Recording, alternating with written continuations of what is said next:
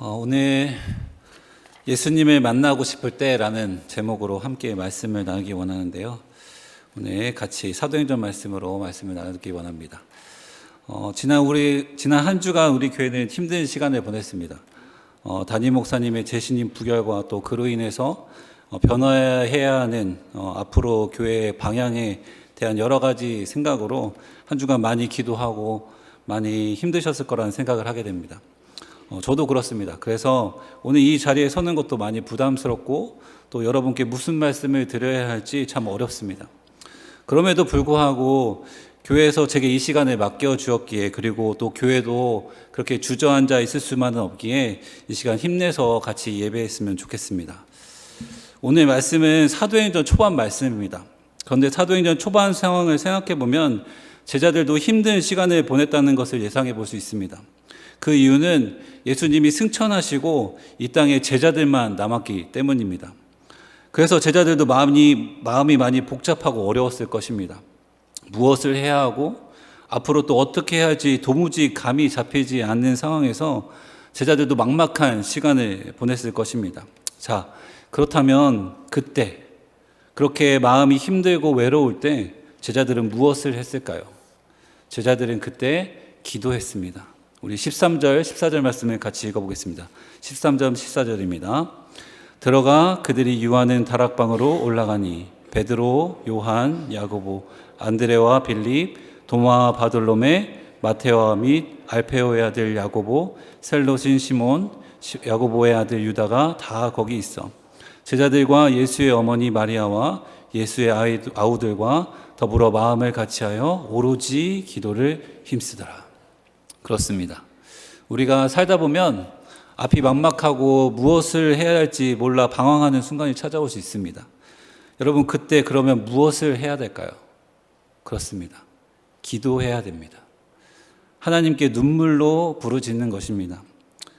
그런데 여러분, 그렇다고 기도가 그냥 어쩔 수 없이 내가 할 수 있는 것이 없어서 하는 것이 기도는 아닙니다.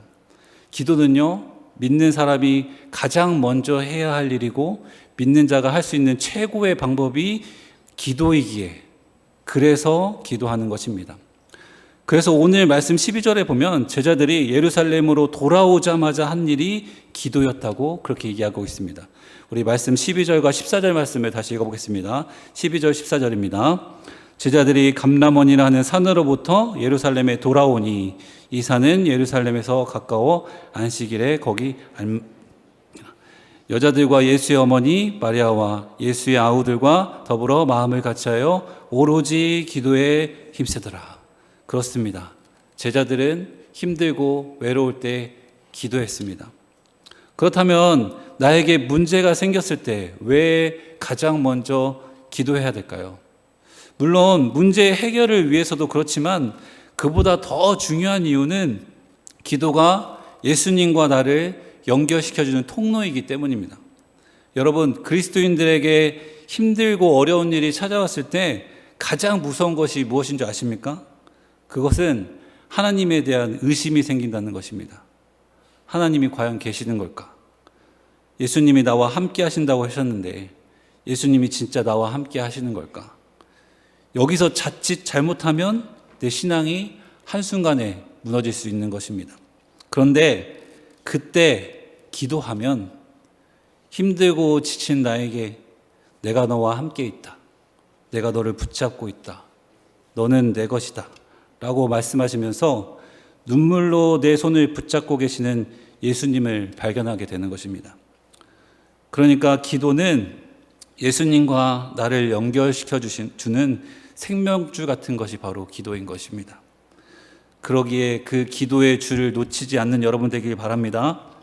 아니, 교회를 정말로 사랑하신다면 기도의 자리로 나오시기 바랍니다.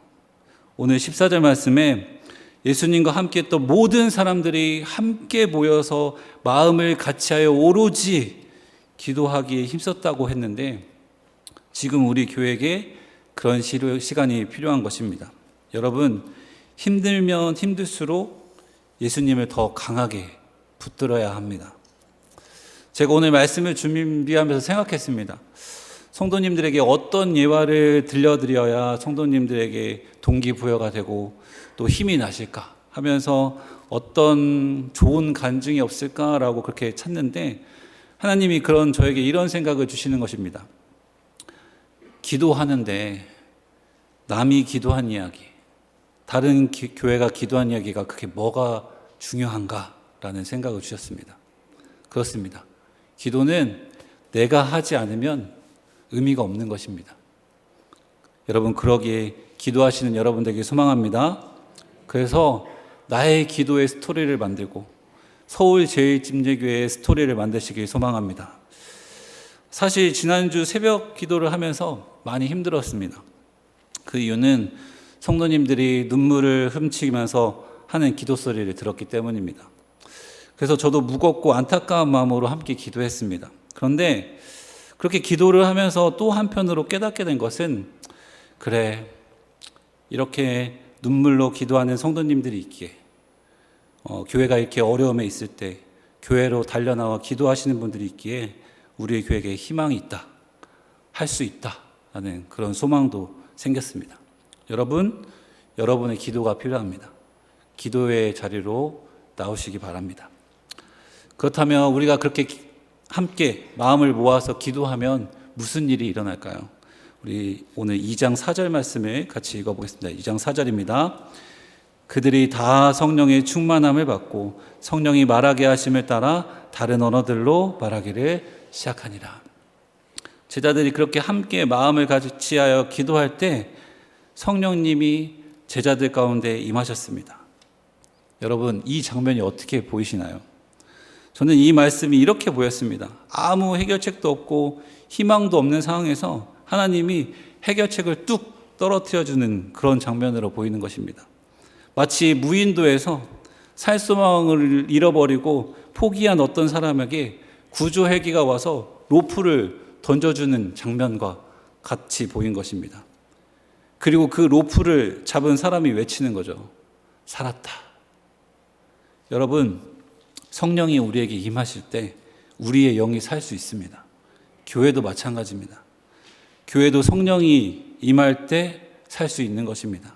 그러기에 성령님을 간절히 구하는 한 주간 되길 소망합니다. 그렇다면 그렇게 성령이 우리에게 임했을 때 무슨 일이 일어날까요? 저는 세 가지 오늘 단어를 나누기 원하는데요. 첫 번째 나눌 단어는 각 사람입니다. 각 사람. 우리 3절 말씀을 같이 읽어보겠습니다. 3절입니다. 마치 불의 혀처럼 갈라지는 것들이 그들에게 보여 각 사람 위에 하나씩 임하여 있더니. 여러분, 오늘 성령이 임하시는 장면은요, 다른 성경 구절에 비해서 되게 화려한 면이 있습니다. 하늘로부터 급하고 강한 바람 같은 소리가 있었고 방언을 하고, 이런 장면들이 마치 성령의 임재를 축하하는 어떤 축하쇼를 하는 것 같은 느낌입니다. 그런데 저는 이런 화려한 단어 사이에서 잘 보이지는 않지만 오늘 말씀에서 정말 중요한 단어가 하나 숨어 있다는 것을 발견했습니다. 그건 무엇이냐면요, 바로 각 사람에게입니다. 여러분, 오늘 말씀에 보면 성령님이 각 사람에게 임했다고 그렇게 말씀하십니다. 여러분, 이 단어가 얼마나 소중한 단어인지 아십니까? 여러분, 앞에서 우리는 제자들의 마음이 많이 힘들 것이라고 그렇게 생각해 봤습니다. 그리고 그 이유가 이제 예수님이 떠나고 안 계시기 때문이었습니다. 그런데 그런 제자들에게 하나님이시고 예수님이신 성령님이 임하신 것입니다. 그리고 그것도 각 사람에게 임하신 것입니다. 그러니까 이 말을 조금 바꾸어서 얘기하면 예수님이 각 사람에게 임하신 것입니다. 여러분, 이게 얼마나 놀라운 일입니까? 성령님이 임하심으로 우리가 예수님과 함께 있을 수 있게 된 것입니다. 여러분, 생각해 보십시오. 예수님이 이 세상에 육신으로 계실 때는요, 저 멀리 이스라엘에 예수님의 근처에 있는 몇 사람, 즉 극히 제한적인 사람만 예수님을 만나고 예수님을 경험할 수 있었습니다. 그런데 성령님은요, 영이시기에 시간과 공간의 제약을 받지 않습니다. 그래서 언제나 어디든지 예수님을 믿기만 하면 누구나 성령님과 함께 있을 수 있게 되는 것입니다. 이것을 조금 더 와닿게 말씀드리면요, 우리가 그토록 만나고 싶었던 예수님이 내 안에 거하게 되신 것입니다. 예수님이 저 멀리 예루살렘에 계시고 천국에 계신 분이 아니라 지금 내 안에 거하고 계십니다. 그러니까 예수님이 육신을 입고 계실 때는요, 예수님이 3인칭이셨어요. 근데 성령님으로 임하시니까 그 예수님이 1인칭이 된 겁니다. 그래서 예수님이 공생의 기간에 이렇게 말씀하셨어요. 우리 요한복음 16장 7절 말씀을 같이 읽어볼까요? 16장 7절입니다. 그러나 내가 너희에게 실상을 말하노니 내가 떠나가는 것이 너희에게 유익이라. 내가 떠나가지 아니하면 보혜사가 너희에게로 오시지 아니할 것이요 가면 내가 그를 너희에게로 보내리라. 예수님이 이 땅을 떠나가시기 전, 십자가를 지시기 전에 제자들에게 내가 이 세상에 있는 것보다 성령님이 오시는 게 좋다, 이렇게 말씀하신 것입니다. 왜 그럴까요? 그 이유는 성령님이 각 사람에게 임하시기 때문입니다. 오늘 말씀처럼 성령님은 한 사람에게나 아니면 몇 사람에게만 임하는 것이 아니라 예수님을 믿는 사람이라면 누구에게나, 각자에게 언제나 함께 하시게 된 것입니다. 그래서 이 말을 조금 다르게 해석한다면 이렇게 얘기할 수 있을 것 같습니다. 내가 영적으로 외로운 상태가 아니라는 것입니다. 여러분, 혹시 신앙생활이 외롭고 의미 없이 느껴지는 분이 있으십니까? 그렇다면요, 이 부분을 한번 점검해 보시기 바랍니다. 성령님이 나와 함께 하시는데 내가 왜 외롭지? 뭐가 잘못됐네? 하나님, 나 좀 도와주세요. 이렇게 도움을 요청하는 것입니다. 그러면 하나님이 여러분을 만나주시고 채워주심을 경험하게 될 것입니다. 그렇다면 성령님이 임하시면 또 일어나는 일은 무엇일까요? 두 번째 나눌 단어는요, 충만입니다. 충만. 우리 4절 말씀을 같이 읽어보겠습니다. 4절입니다. 그들이 다 성령의 충만함을 받고 성령이 말하게 하심을 따라 다른 언어들로 말하기를 시작하니라. 여러분, 여기서 충만하다는 단어는 특별히 누가복음과 사도행전에서 특히 많이 쓰였다고 합니다. 그러니까 누가복음과 사도행전의 저자인 누가가 충만이라는 단어를 중요하게 생각했다는 뜻입니다. 그렇다면 누가는 왜 이 충만이라는 단어를 중요하게 생각했을까요? 그 이유는요, 충만할 때 흔들리지 않기 때문입니다. 여러분, 충만이라는 단어는요, 말 그대로 가득 찬 상태를 말하는데요, 그렇게 가득 차면 어떤 일이 일어나냐면 다른 어떤 것이 나를 침범하지 못하게 되는 것입니다. 그렇다면 우리는 언제 그런 충만을 경험하게 될까요? 젊었을 때는요, 누군가 이성과의 사랑에 빠졌을 때 그 충만을 경험하게 되고, 또 살다 보면 나에게 어떤 절대적인 목표가 생겼을 때 그 목표를 인해 나에게 충만을, 그런 단어를 경험하게 됩니다. 그런데 충만이 그런 긍정적인 충만의 경험만 있는 것은 아닙니다. 부정적으로 충만이 우리에게 영향을 줄 수도 있는데요, 그것은 어떤 문제가 나를 사로잡아서 내가 문제로 충만하게 되는 것입니다. 그럼 일도 안 들어오고 사람도 안 들어오고 그 문제에 사로잡혀서 아무것도 하지 못하는 상태가 되는 것입니다. 여러분, 어떠십니까? 충만이 이렇게 중요한데 여러분은 어떤 것으로 충만하시길 원하십니까? 바라기는 성령 충만하시기를 소망합니다. 왜냐하면 그럴 때 그 무엇도 나를 무너뜨릴 수 없기 때문입니다. 제가 예를 들어보겠습니다. 여러분, 방금 제가 사도행전에서 충만이라는 단어가 많이 나왔다고 했는데요, 사도행전에서 제자들이 충만해지니까 어떻게 된지 아십니까? 충만하기 전에는요, 예수님이 십자가실 때 다 도망갔습니다. 그런데 성령 충만해지니까 제자들이 죽음을 무릅쓰고 복음을 전하게 됩니다. 그리고 몇몇 제자들은 순교까지 하게 되었습니다. 제자들만 그런 것이 아닙니다. 여러분이 잘 아시는 것처럼 스데반 집사님도 성령 충만하니까 죽음 앞에서 당당했습니다. 성령 충만하게 되면 그 무엇도 나를 흔들 수 없는 것입니다. 우리 사도행전 7장 55절 말씀을 같이 읽어보실까요? 7장 55절입니다. 스데반이 성령 충만하여 하늘을 우러러 주목하여 하나님의 영광과 및 예수께서 하나님 우편에 서신 것을 보고. 그렇습니다. 우리가 성령 충만할 때 비로소 예수님을 제대로 볼 수 있는 것입니다. 그리고 그럴 때 우리의 마음이 흔들리지 않게 되는 것입니다. 그러기에 저는 여러분들이 그 무엇보다 성령 충만한 성도님이 되시길 축복합니다. 마지막으로 성령님이 임하실 때 우리가 경험하게 되는 것은 무엇일까요? 세 번째로 나누고 싶은 단어는요, 회복입니다. 회복. 우리 6절 말씀을 같이 읽어보겠습니다. 6절입니다. 이 소리가 나매 큰 무리가 모여 각각 자기의 방언으로 제자들이 말하는 것을 듣고 소동하여. 제자들이 성령을 받고 한 가지 특별한 현상이 일어나는데요. 그것은 바로 방언을 말하는 것이었습니다. 방언의 사전적인 의미를 보면 표준어와 다른 어떤 지역이나 지방에서만 쓰는 특유의 언어라고 그렇게 나와 있습니다. 그러니까 해당 지역에서 쓰지 않는 언어를 방언이라고 할 수 있는 것입니다. 오늘 성경에서 제자들이 성령 받고 이 방언을 말하게 되었습니다. 그런데 오늘 말씀의 방언은요, 우리가 교회에서 흔히 말하는 방언과는 조금 다른 방언입니다. 우리가 교회에서 말하는 방언은 영적인 언어를 방언이라고 말하는데요. 그러니까 사전상으로 해석하면 천국의 언어가 우리가 흔히 교회에서 말하는 방언인 것입니다. 그런데 오늘 말씀의 방언은요, 다른 지역, 다른 국가의 말이었습니다. 그래서 사람들이 제자들이 방언하는 것을 보고 놀랐다고 이야기합니다. 우리 7절, 8절 말씀, 2장 7절 말씀, 8절 말씀을 같이 읽어보겠습니다. 7절, 8절입니다. 다 놀라 신기하게 여겨 이르되 보라, 이 말을 하는 사람들이 다 갈릴리 사람이 아니냐. 우리 각 사람이 난 곧 방언으로 듣게 되는 것이 어찌미냐. 이때 제자들이 한 방언은 다른 나라, 그러니까 외국어를 하게 된 것입니다.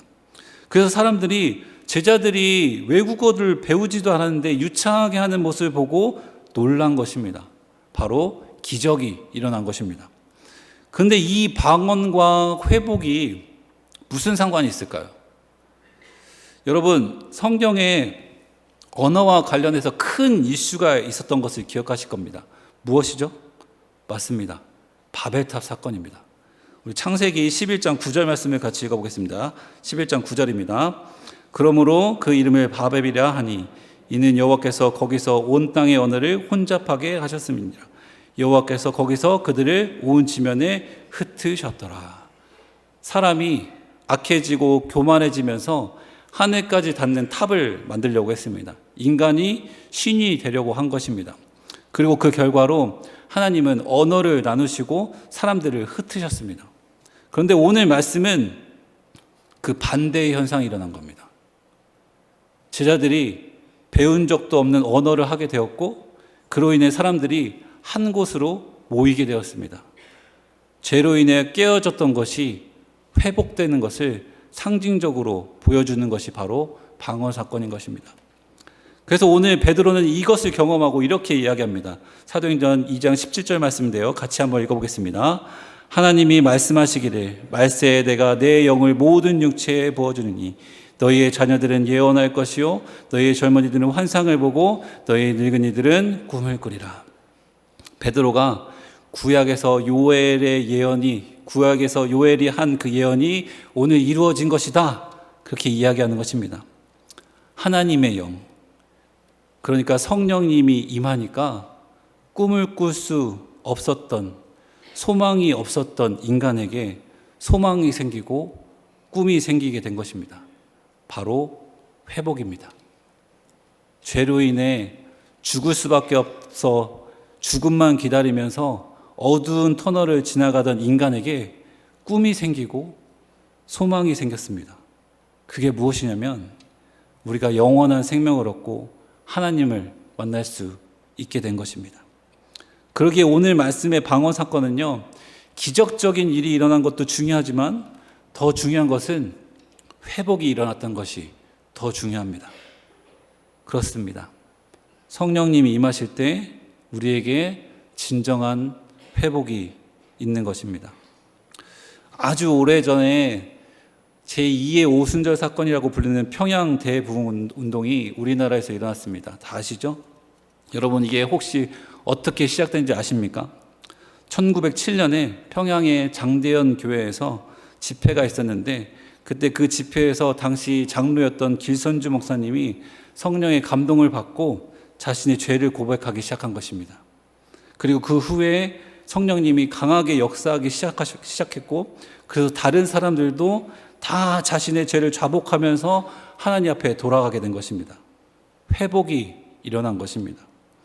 오늘 말씀과는 조금 다르지만 여러분, 대중 앞에서 나의 죄를 고백하는 것이 쉬울까요? 이때는 성령님이 방언이 아닌 회개로 역사하신 것입니다. 그렇습니다. 성령님은요, 나를 회복시키시는 분이십니다. 죄악된 인간을 하나님의 자녀로 회복시키시고 좌절하고 낙망한 인간을 회복시킬 수 있는 분이 바로 성령님이신 것입니다. 그러기에 우리가 성령님을 간절히 구하기를 소망합니다. 왜냐하면 진정한 회복은 성령님으로부터 시작하기 때문입니다. 여러분, 성령님이 함께 하시면 다시 시작할 수 있습니다. 그러기에 어렵고 힘든 이 시기에 함께 기도함으로, 성령 충만함으로 이 어려움을 이겨내는 서울제일교회 되길 축복합니다. 기도하시겠습니다. 보내는 이 시기가 무엇보다도 성령님이 정말 필요한 시기고, 또 우리가 정말 간절히 기도해야 될 시간인 줄 믿습니다. 그러기에 그런 마음으로 우리 같이 찬양하고 하시고 우리 같이 기도했으면 좋겠습니다.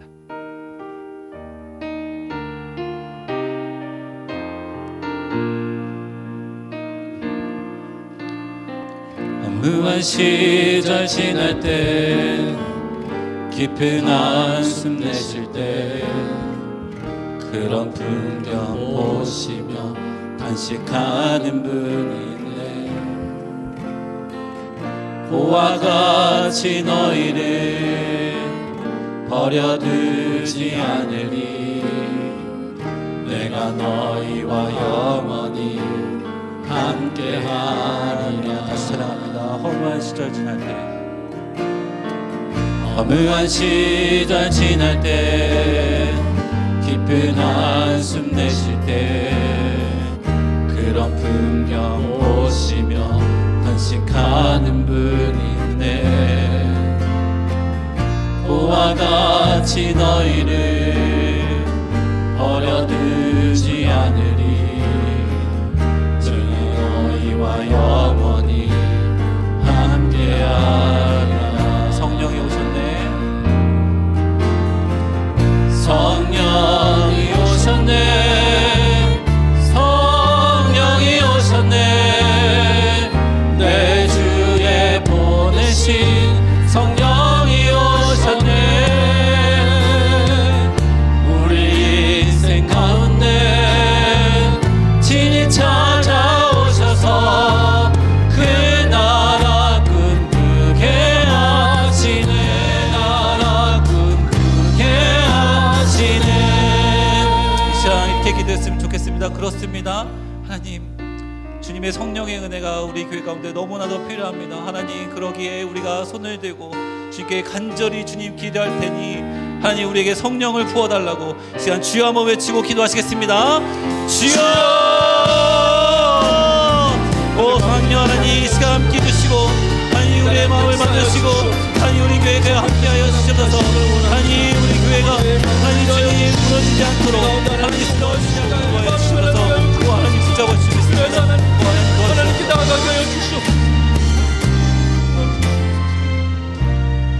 사랑의 하나님, 그렇습니다. 하나님, 이 시간 주님이 필요합니다. 주님 만나기 원합니다. 그러기 위해서 주님 성령을 구합니다. 하나님, 힘들고 어려운 시기 주님을 간절히 찾는 우리 모든 성도님들 가운데 찾아가셔서 위로해 주시고 회복해 주시는 그런 역사가 일어날 수 있도록 인도하여 주시옵소서. 예수님의 이름으로 기도드립니다. 아멘.